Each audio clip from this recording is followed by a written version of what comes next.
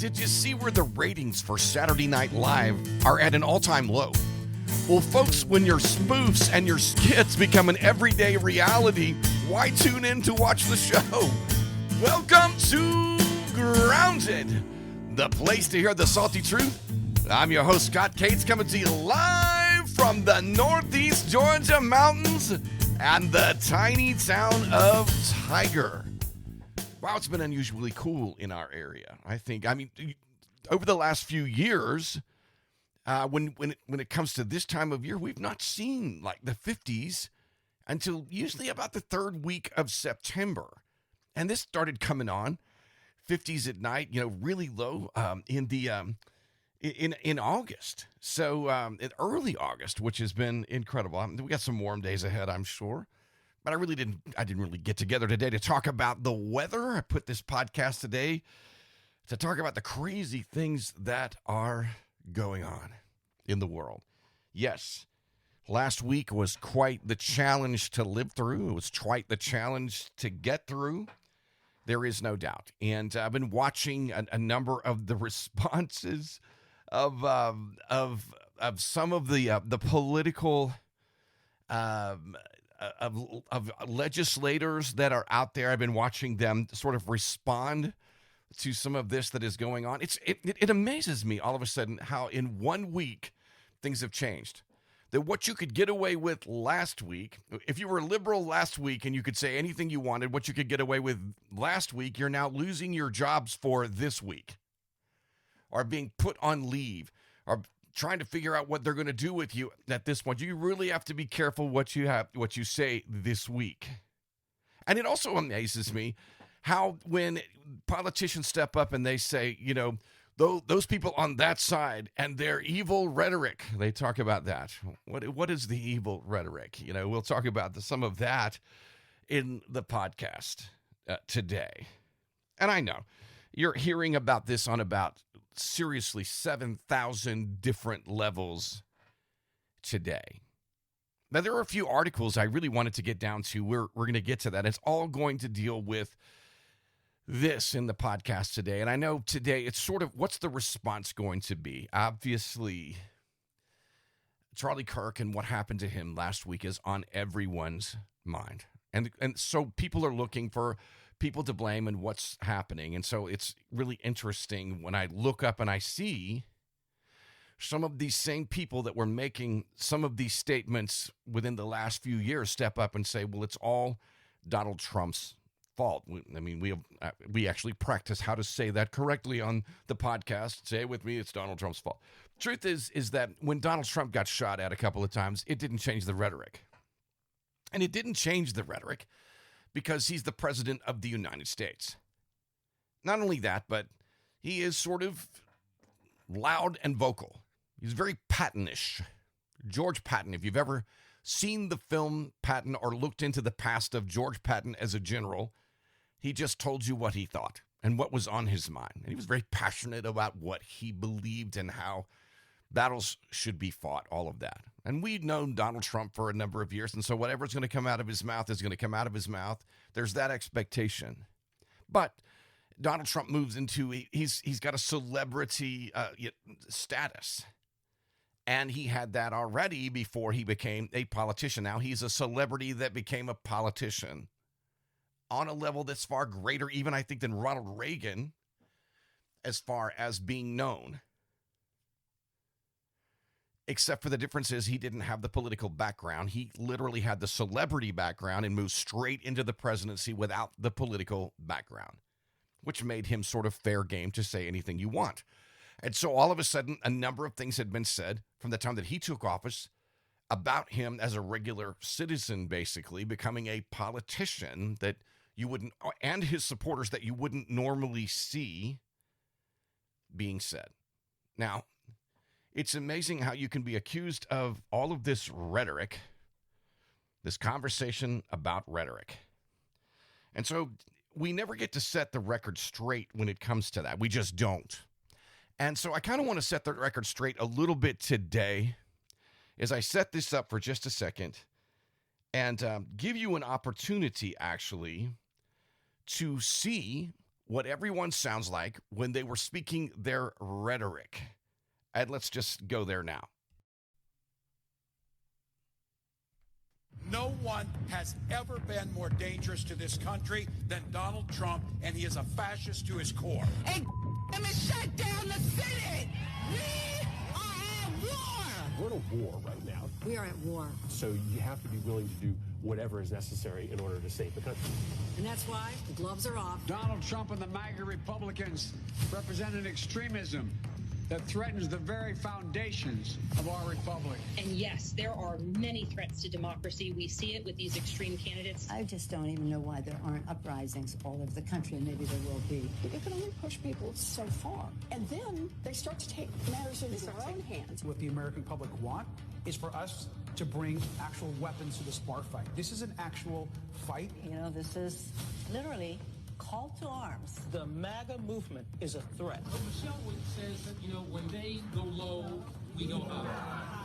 No. With all due respect, if they go low, we don't go high. When they go low, we kick them. We take them to the mud and choke them out. And make sure that they stay down. And you know what? Kick them when they're down, because they deserve it. Get up in the face of some Congress people. We are going to be in your face. We are going to be on your...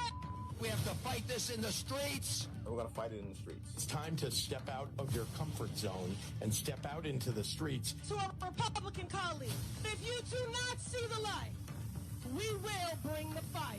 Resist! You and your little friend off of Twitter. Y'all about to find out. And if you see anybody from that cabinet in a restaurant, in a department store, at a gasoline station, you get out and you create a crowd. And you push back on them. And you tell them they're not welcome anymore, anywhere. He's not going to have a third term. He may not finish this term. Yes, the last few days you woke up thinking there might be news. Just saying. There will be news sometime, just so you know. There will be news sometime, just so you know. That's Tim Walz there at the end of that statement. And of course, yes, there will be news. And of course, they brought it this week. Now, don't get me wrong. There's been a ton of accusation, and a ton of accusation that has come saying that the rhetoric from the right has been that way. But it's not been like this. It's not been this kind of rhetoric where they look up and say, you're not welcome. If you don't see the light, it's questions like this, statements like this of, you don't see the light, basically, you're not welcome in this world. You're not welcome in our realm. Maxine Waters stepping up in that statement to say, look, you see these people out in restaurants, and she's talking about the cabinet there, but there's been other times that this has been the case. You see these people out in restaurants, you create a ruckus. You step up. You make sure there's no peace in their lives. You get them thrown out. There's no room for them in this world. That's been the message. And it's been the message because Donald Trump didn't come in as a politician. It's been the message because Donald Trump came in as a regular citizen. Let's just get that straight for just a minute. It's true. And all of the people, those MAGA Republicans, and we've heard this through the years as they have said over and over again, those people who cling to their Bibles and their guns. And then all of the statements about those right-wingers that have gone out there and then this, that, and the other. And then to be honest with you, literally within 24 hours, not even 24 hours, just a few hours after the shooting this past Wednesday, you have a Democratic senator get on and say, well, if Donald Trump is serious about talking about this situation like he is, then he needs to go and drop the pardons for January 6th. And all of a sudden, January 6th comes into the discussion on that day, and he says, and all of those people that went to the nation's capital to hunt down Nancy Pelosi and Chuck Schumer. That never happened. So here's the issue that we have. What reality are these people truly walking in when they, and the accusation has been beyond a shadow of a doubt that these people who are clinging to their Bibles are clinging to their guns. But the truth of the matter is they actually found someone who was clinging to his Bible. Not only was he clinging to his Bible, but he was actually going to college campuses And in his message on these college campuses, he offered an opportunity for those who were coming to listen to him to come to know Jesus. There's very, very rarely a time that he is speaking to a group of college students or adults for that matter that he does not give a presentation of the gospel, which you saw his wife actually do as well the other night. As she said basically along these lines, and it's a paraphrase when I say this, she said, if there's anything Charlie would have wanted you to know, he would have wanted you to know that if you confess with your mouth that Jesus is Lord and believe in your heart that God raised him from the dead, you will be saved. This was the key to his life. And she goes into the details, and before millions of people, you have her present the gospel. By next day, for Turning Point USA, they have the largest conversions to Christianity, to Jesus Christ they've ever seen, and the largest signups they've ever seen from people of all ages. It's pretty amazing. Why? And all of a sudden, we also see that there's no time, all of that speech that you just, all that true hate speech, which is what oftentimes the right basically is accused of, is all of this hate speech because, and it's accused of hate speech because we don't accept your version of reality, the left's version of reality. And their version of reality is nothing but fantasy. And the reason why it can't be accepted, and there's a forcing to see it, and the reason why there's a forcing there is because they don't want to see yours. Your reality is based on oftentimes the morality that comes from the scriptures. The other thing that Charlie Kirk also did when he went to these colleges is he recommended and said to them, yes, there's like this whole sexual revolution thing that's going on where you can have multiple partners and be free, and your college years are your years of experimentation. And he and his wife spoke to that as well, and they said, we recommend you not do that. That you actually trust God in the process and find that one person that is meant for you and have a family. And what was happening, the revolution that was actually happening over the last couple of years, 2 to 3 years, has been students have said, I'm going to do that. And they've signed a pact to say, I'm not going in that direction. And I am going to find that one. And we are going to start a family. And they begin to find that. And we see the American family in that generation begin to start a growth process, at least a consideration, where many students back 3 or 4 years ago, even prior to COVID, were not even remotely considering having kids at all, from a generation of about 6 to 10 years of saying, I don't want children because I don't want the responsibility, or I don't want the responsibility of marriage either. In walks Charlie Kirk and steps up. And what's amazing about Kirk stepping up is that he steps up and he says, look, I don't want to just, play. I don't want to play ball and just, hit the ball to my own team. If you're not on my team, come talk to me. Let's have a reasonable discussion without violence. Now, this was great because you could actually walk in and they could have a reasonable discussion without violence. It wasn't necessary. But you have to understand, if you look at these legislators and the people I just played for you in that montage, which I didn't put together, but that montage that was there, that's just a few of the statements of the multiple thousands, of the multiple many. And, I began this podcast talking about Saturday Night Live. Folks, listen, the reason why Saturday Night Live is not doing well is because the spoofs became a reality. I'm not kidding. Every time I flip on and I see a politician up, Jasmine Crockett spends another day in the news for statements like this, where the other day she says, well, law enforcement is not there for those to prevent the law from being broken. Law enforcement is there to investigate after the law is broken. I'm thinking, what reality do you live in? If that really made sense when you parked a car in an empty car in a place where traffic is moving into the city, everyone slows down because law enforcement is there and they prevent the law from being broken. Any reasonable person could see that, which makes me wonder, how in the world did this person ever in a million years end up in the place where they are with statements like this that are coming, not just once a day, but 2 and 3 and 4 times a day. And I promise you, folks, when I look at this, I look up and I think to myself, when I see these statements come out, I'm thinking that Saturday Night Live just needs to hire some of these politicians to do their skits for them. But why would you turn into Saturday Night Live when the skits have become a reality? And they have.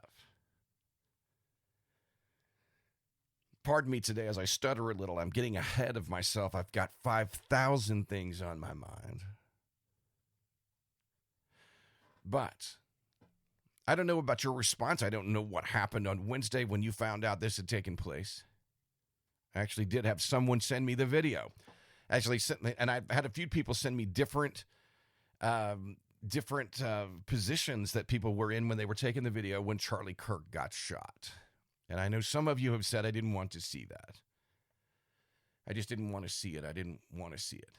Well, the truth of the matter is, I wasn't really sure that I wanted to see it, but I promise you I'm glad I did. Now, don't get me wrong. It's not because I'm addicted to some sort of violence, but it's because of the reality of the brutality was something I needed to see to shake me in that moment.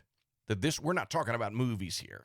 We're talking about a man who stepped up and said in his discourse, he said, I don't want to do this with violence. I really want you to come. And when people would step up to the microphone, he'd get, 10, 15 people stepping up going, hey, I'm so glad you're here. I love your ministry. I love what you're doing. I love the fact that you're coming.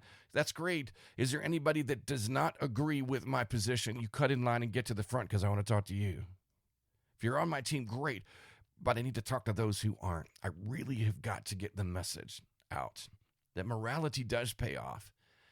And to do that, believing in Jesus is even more important. So ask me, let's set the record straight. Let's put the truth out there and set the record straight. And the only problem with that is when it comes to liberals most of the time, especially the politicians that have become way out, you can't speak. You don't get that chance. They overpower you in the process of that. It's like Maxine Waters. Go into a restaurant, take a whole crowd, make it impossible for them to speak so that nobody else, basically, that's the whole idea. Nobody else can hear their message because you can't disagree. If you disagree, oh my goodness, the rage in the disagreement. I've been there, seen this. I was in a restaurant at one point with a lady. I've talked about this on the podcast who came in and she was talking to someone else and said, well, any conservatives out there, they're not going to lose their temper. And so someone said, go talk to Scott. So she came to talk to me, and I said, we're going to have a discussion, an honest discussion. Yes, we're going to have this discussion. And in the process of discussing, I said, well, let me explain, because the Bible, and she said, you're not going to bring the Bible into this. I said, I actually am going to bring the Bible into this because it's where we get our sense of morality. And we had the same discussion everyone does. It's the same discussion that Ben Shapiro had with Bill Maher the other night, who he's basically saying, I believe at the core people are inherently good. Well, that's not fair to say that. And he said this. He said, that's because you started the game on third base. You were in a Judeo-Christian culture that you can't help, no matter if you're born in a Judeo-Christian culture, you're getting the morality. It's being taught to you. It's being demonstrated in front of you with friends and people around you, and you're going to have that influence.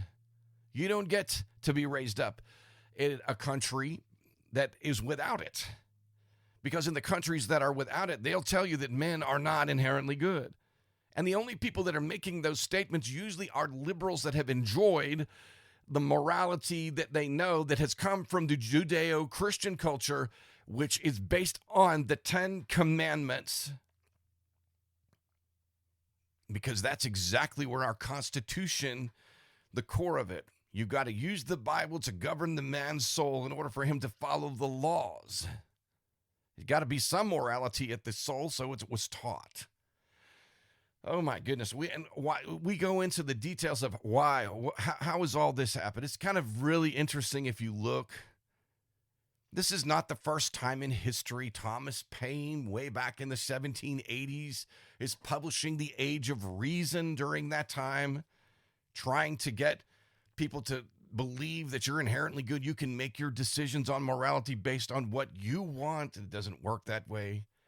Where Jedediah Morse comes and refutes that and writes a response refuting that. He calls it the Age of Revelation, and basically refuting Thomas Paine's work, saying all that's doing is providing an excuse for sexual immorality, which is thriving on the college campuses, and by the mid-1780s it already was. So Jedediah Morse begins to address character within the nation. He begins to do a tour, just very much like what Charlie Kirk was doing, Jedediah Morse was doing, and he was touring around the country, basically, or the colony, or the nation at that time, which wasn't very large, but he was touring around giving a series of lectures. And he took the notes from those lectures and he actually put those in a book. And then he wanted to leave a history of how the nation actually came to be. And so he began to talk about the territories and how we developed those territories. And he developed a book. And in the book, as the building of a nation goes, so does the building of men's character. And it became the textbook for American geography. As the nation built and expanded and became greater, here's how a man's character expands with it. And so character, it was taught along with geography. And by the way, this Judeo-Christian character and morality, which was taught in the geography class, by the way, it was taught like that. And his book on geography was updated. Its editions were updated, and they kept that book on geography and that updating on geography and even teaching the character that went along with it until, you guessed it, the Department of Education comes into existence, and the first class they wipe out is, guess what? American geography. Because they didn't want to use the character based on Jedediah Morse in those days. Yes, Morse is familiar because you know of Morse code. That's because he had a son who went on to develop Morse code. But Jedediah Morse wrote the first American geography book, which is really interesting. And in that, he taught character. It's amazing that was one of the first things taken out by the Department of Education. And by the way, if you really want to know, if you were raised up in school, and by the time we get to the mid-1980s, geography is not really being taught in many places. But by the time we get into the 1990s, we don't see American geography really being taught at all. And so as a result of this, neither is that morality. It's not being taught, the only place now you're going to be getting any sort of quote-unquote Judeo-Christian morality is going to be if you take an ethics class, which they cover. In an ethics class, they would cover Paul, the writer of the books in the New Testament, Paul. They would cover Paul. And in that what they call the Pauline doctrine makes up even business ethics today. You can't get out of it. You can't get around it. Even if you go to college, when you go to college, you've got to, in ethics, study that. You're going to be studying Pauline doctrine even in college when it comes to business ethics. You can't get away from that. Because in order to run a business, you have to have some morality. Interesting. How do we get to this place? Well, it does start with this education. It really does. It starts in this, and when it comes down to it, even Bill Maher in his discussion this past week, let me get to the education in a minute, but even Bill Maher in his discussion last week talking with Ben Shapiro, he agrees that all this comparing Hitler and his followers to Nazis and, basically Trump and his followers to Hitler and the Nazis has got to end. Because it's making this justifiable for, people to step up and do this to people who have nothing to do with that at all. And what changed from last week to this week, folks, is the fact that it wasn't a politician that was assassinated. Not a celebrity. He wasn't even celebrity status. He was a game changer. And he was speaking a message of morality that was completely against the fantasy of the current, of the movement over the last few years. It amazes me because when it comes down to it, great articles this week coming out of all of this. So we, let me just go. I'm going to go all the way back to last Wednesday. This is what blows my mind. Last Wednesday, here it is. The Democrats and Republicans clash on the House floor following a moment of silence for Charlie Kirk. So they have a moment of silence on the floor in the House for Charlie Kirk. And as they do so, someone suggests maybe someone should breathe a prayer. And the Democrats go insane over the fact someone's going to breathe a prayer here. And they start hollering back and forth, all of this stuff. And it becomes an absolute nightmare with Johnson banging on the podium trying to get order. They can't even get order over the fact a prayer is going to be said here at this point. By the way, it's not the first time we've been here as a nation, but it is. It amazes me what we're going absolutely ballistic over. And then I see Jimmy Kimmel and Stephen Colbert step up and offer their condolences for the things that are happening. Goodness gracious, how many times have these guys step up in complete opposition and encouragement of the same things that the politicians are throwing out there? They have been. And now they want to step up this week. To be honest with you, it isn't until someone gets fired from MSNBC do these people actually step up and go, hold on a minute here. Our jobs could be threatened here, so we have to really jump on the bandwagon this way so we don't lose our careers. Because over the last few days, from last Wednesday to now, so many people have lost their jobs and their positions and so much more because of the reckless rhetoric. Another article, this having to do with education. Boston University College, Republicans call for security. And they call for security. This is an interesting article. This is Fox News. But in Fox News in this article, they go into the details and they talk about why they want security. They're calling on university leaders to protect them from violence and intimidation. It says universities are supposed to be marketplaces of ideas. But if speakers are conservatives, they've got to worry now about being shot or facing violence. Then that marketplace of these ideas closes. By the way, universities were not open already to this. They weren't open to free thinking. As a matter of fact, one student says at BU, conservative students have long been marginalized. They've been silenced by fear of social intimidation, academic penalty, or hostility. This is what the students wrote down now.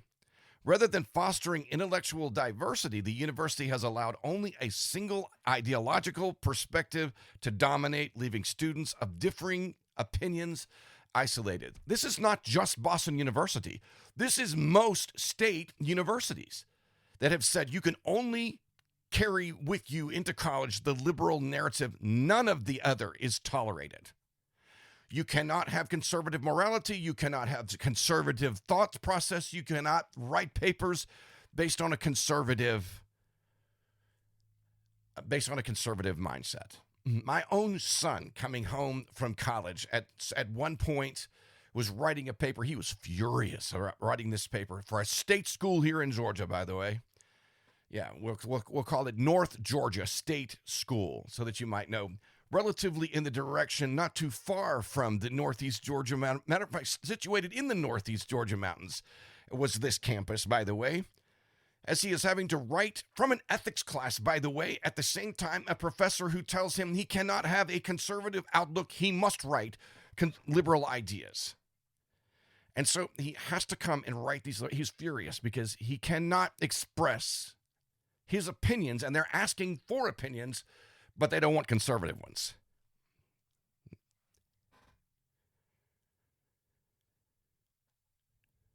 Anyway, we're hearing more and more and more of this.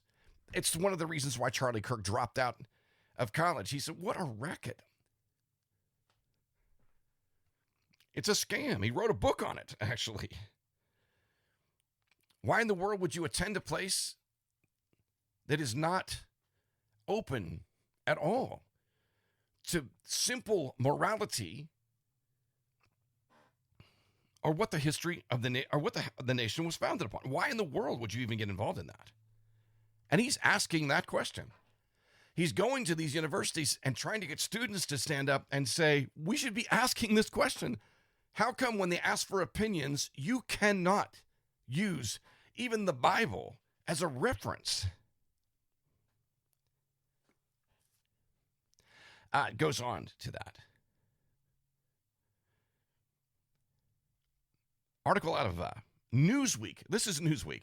You know, and by the way, I would normally I would just pass on Newsweek. Normally I would do that. But at this point, I'm trying to get this to come up here. It's giving me a fit here on this. And it's so this is about the election of Donald Trump. And it goes on, and this Newsweek article is talking, Newsweek, which is liberal, is talking now about the rising threat. And by the way, this is way before the shooting ever took place of this past Wednesday.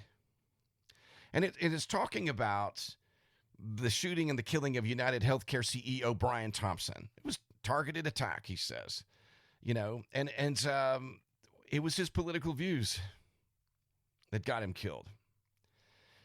The left-wing activist movement has embraced him in his vigilante fighting against the perceived wrongs of the American healthcare system. And it just goes on.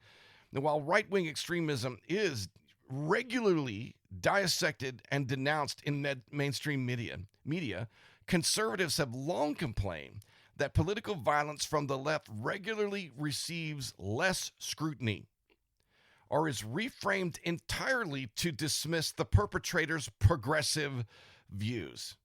And this imbalance has fueled a growing belief, often discussed on conservative outlets,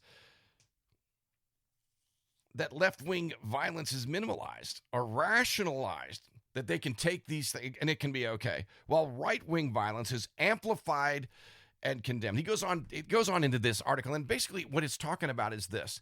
The smallest little things found on a conservative end up in the largest ways on news networks. And I found this to be really true. The only way this week, a matter of fact, in this shooting this past week, the only way that you could discover the things that were carved out, and they knew, by the way, by Wednesday afternoon what was carved on the bullets and on the gun, on the ammunition, on the gun itself, the firearm itself. And so when they knew that, the only outlet that reported what was given to the press to report was Newsmax. And it's amazing because there are three things that they covered on this. It was a political viewpoint, first of all. The second was, basically it was anti-fascism, was the first part. The second was promoting, it was, anyways, liberalism a little bit. But the third was the issue. This is my third. I can't remember what the second, but the third one was the issue. The third one that was reported on Newsmax within just a few hours of the shooting was the fact that there was transgender rhetoric that was carved onto the bullet. Excuse me. And so as a result of that, it got reported. But even great news outlets that you'd think would great, like Fox News, they've covered the first two things that were, but they never covered that. As a matter of fact, you don't find out that this man has actually been living with a transgender roommate. Now, they mentioned the roommate all weekend long, but you really don't find out till right around Saturday night, I think, Sunday maybe, because they've held it all from the American public all this time because they don't want you to know that that's been a part of what's going on. They don't want you to know. They would never do that in the opposite direction. Never in a million years. would they do that? I'm telling you right now, I'm watching one of the first senator's responses of the fact, I was telling you about this earlier, over the fact that those January 6th people that went hunting down Nancy Pelosi and Chuck Schumer, they weren't there for that. They were here because they were there because Donald Trump was going to speak. They weren't trying to overtake the Capitol. And to be honest with you, when it came down to it, when it was on that day, when all of these people showed up, there was a place there for Donald Trump to go speak. And when Donald Trump got in the car to drive over there, his driver said, we're not going there. We're not going to go over there. The crowd was amped up, yes, but they weren't there hunting down Nancy Pelosi and Chuck Schumer. That is an assumption. By the way, listen to me, folks. This is what you're hearing. And when people tell you, those right-wingers, here's what they're going to do, people accuse you of what they are guilty of in their mindset. Man, I'm telling you, they are. There's going to be a war. That's what you've heard. From the left, war. That's what you've heard. So is it any wonder that all of a sudden lately, from their side, is it any wonder that people who don't know how to express their views because they haven't been taught? Folks, listen to me. The art of debate was learned in public schools for quite some time. Now we don't do that. Now we just text behind the lines and we go and we do social networking. Public debate, we don't have it anymore. Matter of fact, you don't agree with me, you're toxic. And that's exactly what's happening. It's what's being taught. And so as a result of that, you should not be allowed to have a voice because you don't agree with me. As a matter of fact, because of the fact that your voice is so great, my life would be better if you weren't alive. It's a form of envy that moves into murder, is what that is.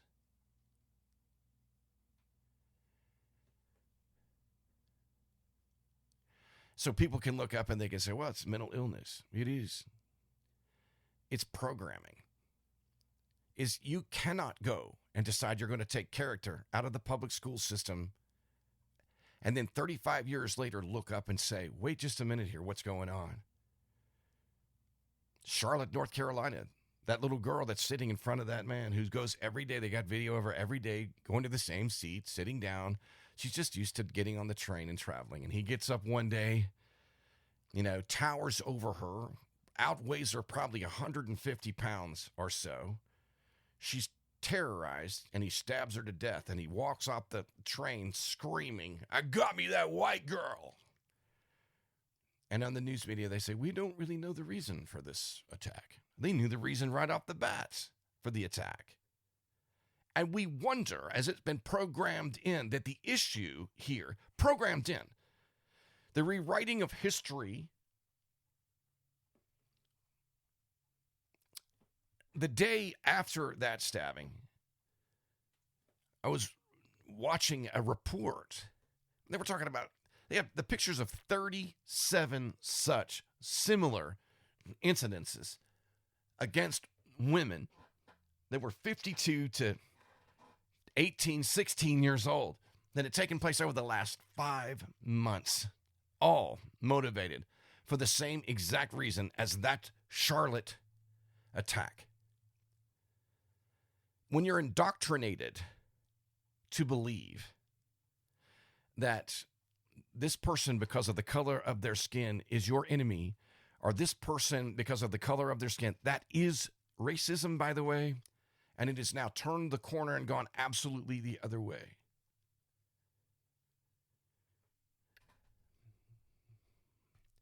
Listen, I'm telling you, at this point, as you look at this, we're seeing this turn. But what's been amazing about this over the last few days here is suddenly, all of a sudden, by the way, I was amazed that it was a Newsweek article, which is usually pretty liberal. Newsweek is Time in Newsweek. In their reporting, the date on that article, let me go back and look at it. That was June 11th of this year that they wrote that article, June 11th. Talking about how unfair the media was when it came to the reporting of these things. Finally, in all of this, it is as we continue to move forward.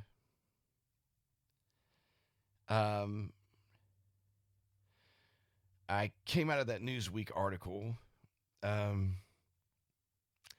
the other thing that I've heard this week as I'm looking in my pending pile is, whose idea was it to pray? All these prayers, where's your God now? I hear this. I've been hearing that since 9/11. People have come up and they, where's your God now? Where was he in this moment? Boy, it sure woke us up for sure.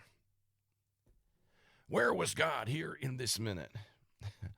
And we just basically look and we say, oh my goodness, look at this violence. I hear people say this all the time. It's never been this bad in history.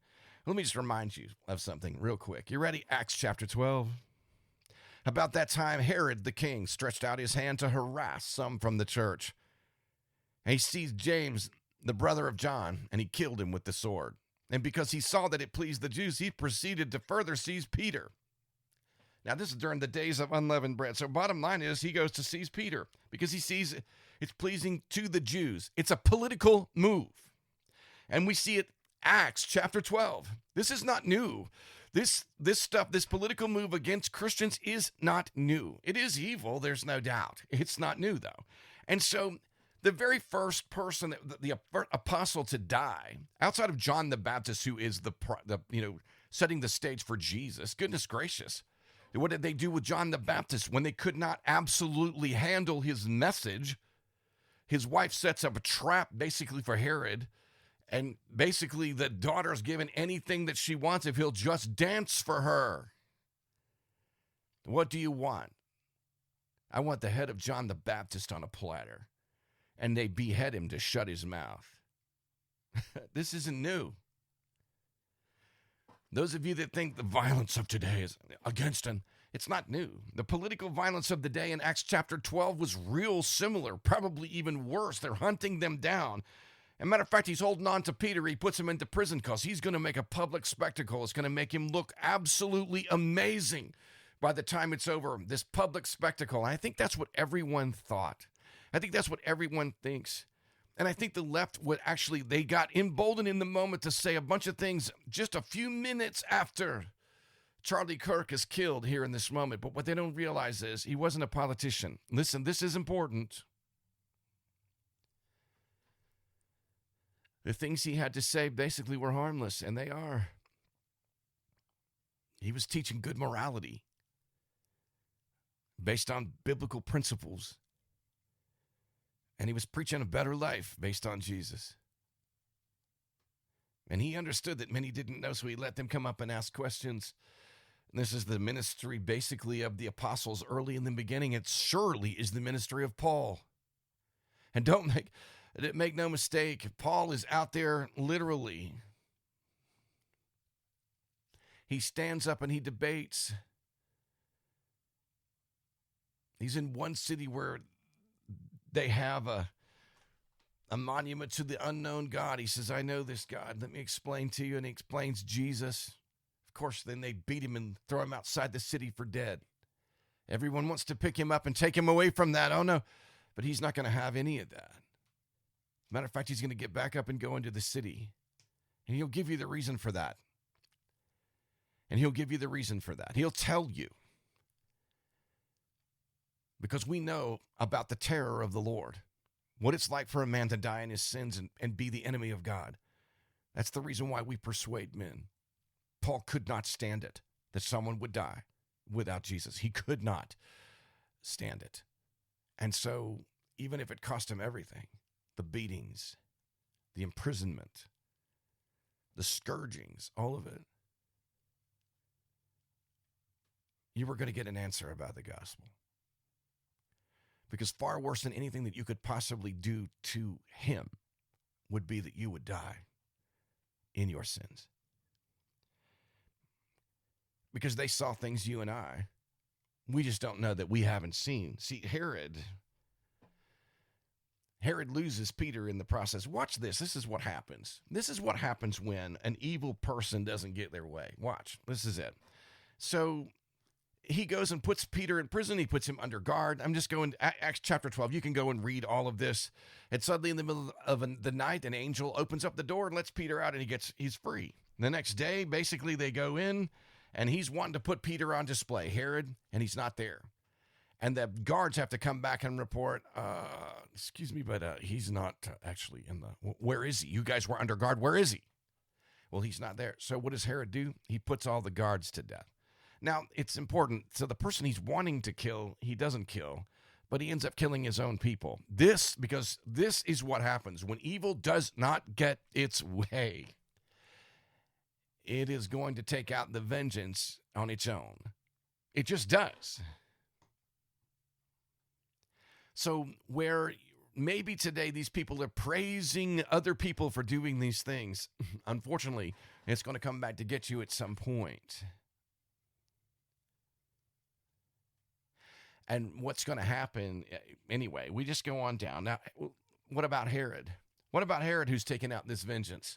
What about Herod who's gotten real bold and is going to do this on a public level? What about him?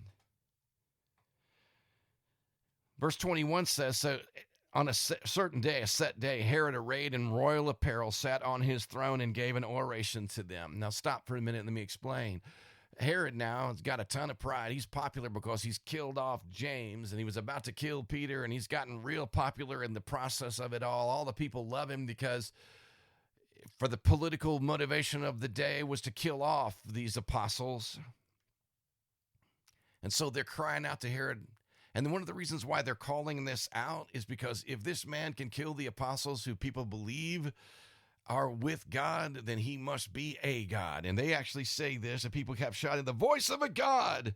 And because he did not give glory to God, it says he was eaten by worms and died. Now listen, this is important that you understand this too. When it came down to John the Baptist dying, boom, he was beheaded, gone. When it came down to James, boom, he's killed with the sword, gone quick. But now Herod, who is enacting this violence, by the way, he's eaten with worms. Now, this is a terrifying thing to happen. It's not just the fact, he had worms in his gut. See, these kind of worms that we're talking about, they work their way through the entire body. And at some point, it's incredibly terrorizing because you lift up your shirt and you look down and the worms are coming out of your skin. And you look down and it is terrorizing. You'll be talking to someone and a worm will come out of the lower eyelid and crawl out of your face. You have to pull the worm off of your face.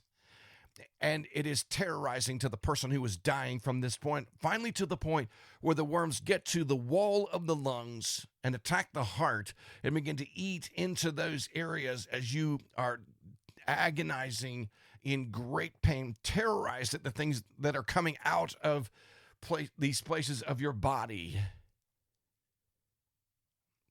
It's sheer terror. This is the vengeance of the Lord.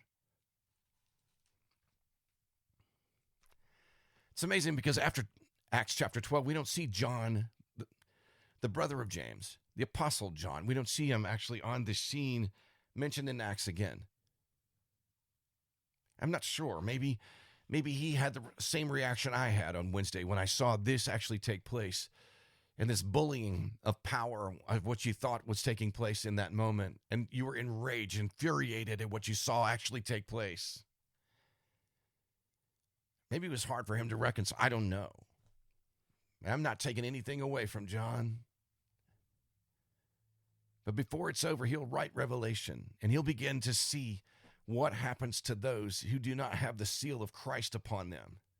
He'll also get to see, by the way, when they open one of the seals, he'll get to see the saints under the altar who are crying out. And they're saying, oh, Lord, how long will it be before you avenge us? And he says, just a little while longer. Just a little while longer. And I noticed in that scripture, they're not calling to John to do the avenging. They're calling to the Lord. It struck me, really. It struck me a great deal. And there's a reason for that. And there's a reason why the response from a true conservative, by the way, not a nut job, but a true conservative, there's a reason why the response is usually, and it should be, fairly gentle in the response. Don't get me wrong. I'm not saying that we just cross the aisle and we just reach over and we grab hands and we raise up and go, yes, now I'm going to step over and support your transgenderism. No. That's still detestable to my God. It's still detestable to me. I'm not going to the Romans chapter 1 where I give approval to those lifestyles. I never have done that. Not going to do it now. Because the things that my God loves and the things that my God says that I should love are the things I want to love. It doesn't say that I support lifestyles in which he completely detests and has destroyed entire civilizations over.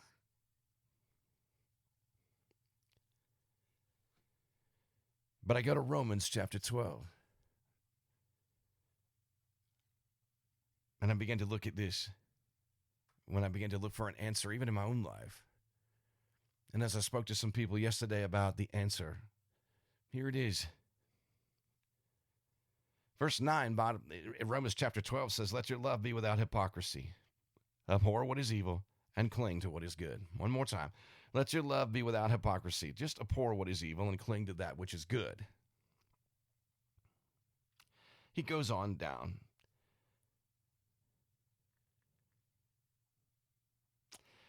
Verse 14, he says, bless those who persecute you. Bless, do not curse. Do not curse them. Rejoice with those who rejoice. Weep with those who weep. Be of the same mind toward one another. He's talking about believers. Be of the same mind toward one another. Don't set your mind on high things, but associate with the humble. Don't be wise in your own opinion. Basically, what he's saying right here is don't let that feed your pride.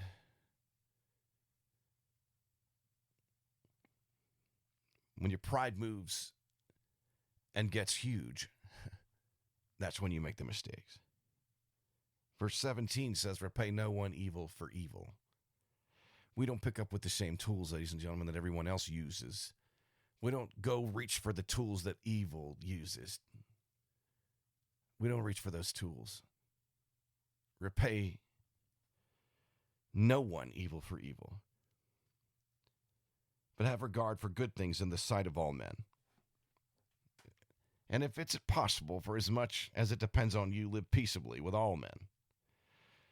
Verse 19 says this, Beloved, do not avenge yourselves, but rather give place to wrath. For it's written, vengeance is mine. I will repay, says the Lord. Therefore, if your enemy is hungry, feed him. If he's thirsty, give him drink. For in so doing, you will heap coals of fire on his head. Now stop, because I'm going to get to the last line in a minute. But one of the things he is saying here is he said, leave room. Give this place to wrath, but you don't take it. Let God do what he's going to do. He's basically saying this. Whatever you do, don't get in the way of what God is going to do. There are two things that go along with this. Don't get in the way. Don't pick up the vengeance and go, that's God's place. Don't take that. And don't get in his way. Don't make him say, move out of my way while I go do this. You let him move. When it comes to the vengeance, you let him do that. When it comes to the wrath, you let him pour that out. Because he has a way of doing that, like the worms on Herod. Or when we get to Revelation, where John gets to see what happens when people who do not have the seal of Christ on them, and the creatures come out of the abyss with heads like horses and faces like men, with wings and the ability with a tail like a scorpion to sting men and torture them for 5 months. Those who don't have the seal upon their forehead of the Lord have that torture to deal with. Yeah, John got a real good firsthand look at what true vengeance of the Lord and wrath of God truly looked like when he wrote Revelation. Paul understood and knew this too, which is why he said, because we know the terror of the Lord, that's why we continue to persuade men. Verse 21 says, do not be overcome by evil, but overcome evil with good. Do not be overcome by evil, but overcome evil with good. By the way, this is the constant bait that is set for the believer, is to be overcome by evil. That's why the reporting is like it is. Anything that gets you to move to pick up the tools that evil uses to do the job. That's not what we do. we overcome evil with good. That's what Charlie Kirk did. And you're going to say, did he overcome evil? He sure did. Even though he died on that day, God never wastes that death. He never wastes the suffering of a believer. He does not waste the death when it comes to this like this. Thousands upon thousands have come to know Jesus Christ. And thousands upon thousands have said, you know what, we'll step in that place and we'll become that voice. And thousands upon thousands have also become a part of that movement. Young students, college age, all the way up to older adults have said, that's it, I've had enough. I've had enough. And they're not going to pick up arms like evil does. They're going to overcome evil with good. They're going to start families and have children. They're going to turn to the scriptures and live by the ways that Charlie was teaching about. That's how you overcome evil with good. Because it moves on and is passed down to the next generation and taught to the next generation. It's nothing new, by the way. You know, and when it comes down to it, it really isn't. When you go to Ecclesiastes, the 28 seasons of the natural man's lives, God repeats, there's nothing new under the sun. It repeats over and over again. And sometimes there has to be a thirst for good. There has to be a thirst for righteousness for it to come. And maybe we hadn't had that thirst for righteousness, but it really came on real quick last Wednesday. I don't know, but I can tell you this much. It is a fight. Is it a war? It's a war between good and evil, but you and I understand it's not fought with flesh and blood, not those kind of tools. It's a war that begins in a spiritual realm, not like that. And where a world looks up and picks up, like right now we see when you're picking up those kind of weapons and shooting people and doing all, that's picking up the weapons of the world. We don't fight with those weapons. Because the battle is not there. It's against principalities, spiritual forces in dark places. And so we pick up what the left looks at us and says, that's ridiculous when they say, pray. Why are you praying? Because we understand what happened to Herod. We understand what happens when people die without Christ. We understand what happens when people let their pride and arrogance in their evil ways get away with them, and God takes vengeance. And so there is nothing we would ever do to keep someone from coming to Jesus. So when it means pray for your enemies, it doesn't mean that we pray for God's vengeance to come on their enemies. We pray that they'll be reached with the gospel. See, the reality is, do not be overcome with evil means don't fall to prey to that side. When it comes back to it, continue to love your enemy. If your enemy's hungry, feed him. If he's thirsty, give him a drink. This is Charlie's way for sure. It is the way that we're taught. It takes a half a second, really half a second to be nice to someone. Maybe a full second to be kind. But it takes an eternity to clean up the mess when we're not. So the reality is, don't let the anger and the fury get to the side where you decide, well, oh, good grief, we're going to pick up these weapons and speak in these ways and talk in these ways and pick. No, don't go that route. You just don't let anyone take the ability to love them from you. Because that's what it's all about. And the media all the time is trying to fire up the war so they can have more to report about. I'm telling you, those of you that believe in Jesus, don't let anyone steal your ability to love, not even your enemies. And that's what this is about. Yeah, the reporting's not going to be fair. And up until this past week, anything could be said from the left and been tolerable, but it isn't now at this point. Because I'm telling you, truly innocent life was taken. That's a complete different ballgame. And this was innocence on a large display that was taken. Who sat with an intention, with a compassionate heart, and was taken out in the middle of being compassionate. And that just did not set well with liberals or conservatives. And this week, you now have become responsible for the things that are being said, no matter what side of the aisle that you're on. So, ladies and gentlemen, that is the podcast today. By the way, it's all fun and games until someone gets hurt, right? In this case, it's been all fun and games for the liberal media. It's been all fun and games for liberal politicians. It's been all fun and games as they hollered out all the things they wanted to holler out. But it's no longer fun and games anymore. That all changed last Wednesday. It became serious business. And what's amazing is that all of a sudden the reality of the fact that we're not going to tolerate this hatred toward one another anymore just hit us. And that's a good thing. See, people say God works in mysterious ways. He does. Where was your God? He was right there in that moment. There's no doubt. Because the difference between Charlie Kirk and many others, by the way, in the world is he would give his life so that you'd come to know Jesus. Just like Paul would, as he walked back into this city after being beaten and left for dead, to continue to preach that gospel to a people he knew would die. It would be in horrible shape without it, because he knew the terror of the Lord. And that's it today. What about us? I don't know where you are. If you're listening to this podcast today, then first of all, you can't accomplish this kind of love without Jesus. You just can't do it. You don't have it within you. The reason why we know the morality we have is because of Jesus and the Word of God. So the reality when it comes down to it is, first of all, giving your life to Christ and understanding you truly don't understand what unconditional love is about until you do. You truly don't know how to love to where you come to the point where that love can't be taken from you by someone else until you do allow Jesus to become Lord of your life.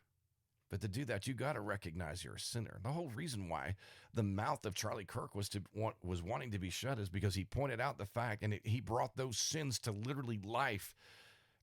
And they were trying to shut up the light that was the light that was coming to exposing those things. They were trying to shut that up.